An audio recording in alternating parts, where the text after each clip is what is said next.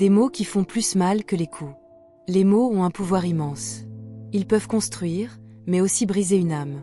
Découvrez l'histoire bouleversante de Mariam, une femme qui croyait en l'amour, mais qui a été détruite par les paroles méprisantes de son mari. Lorsqu'elle m'a vu arriver, elle a su. Elle n'a posé aucune question. Elle a simplement préparé du thé, et nous nous sommes assises sous le grand manguier dans la cour.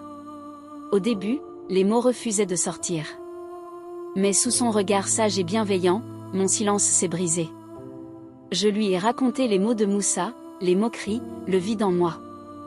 J'ai tout lâché, sans retenue. Elle a écouté sans m'interrompre, puis elle a posé sa main ridée sur la mienne. Ma fille, tu viens d'une lignée de femmes fortes.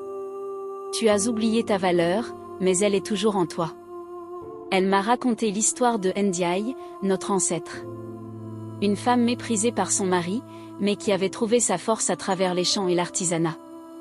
Elle a transformé sa douleur en force. Toi aussi, tu peux le faire. Ce soir-là, de retour chez moi, j'ai ressorti une vieille boîte de tissus et d'aiguilles. J'avais appris la broderie enfant, mais j'avais laissé cela de côté en grandissant. Sous la lueur vacillante d'une lampe à pétrole, j'ai commencé à coudre. Chaque point me donnait un sentiment de contrôle, de vie. C'était un langage silencieux, un cri qui prenait forme dans le tissu. Lorsque j'ai apporté mes premières créations au marché, je ne savais pas à quoi m'attendre. Mais une femme s'est arrêtée, a caressé l'étoffe du bout des doigts et m'a dit « Ces motifs racontent une histoire. Ils sont uniques. » Moussa, lui, n'a pas vu cela d'un bon œil. Un soir, alors que j'achevais une nouvelle broderie, il m'a regardé d'un œil méprisant. « Tu passes trop de temps à tes petites créations inutiles.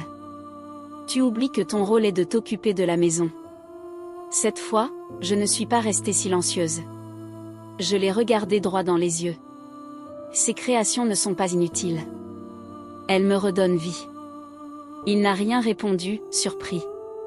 Pour la première fois, je m'étais affirmée. Avec le soutien de ma cousine Mariama, une militante féministe, j'ai commencé à organiser des rencontres pour les femmes du village.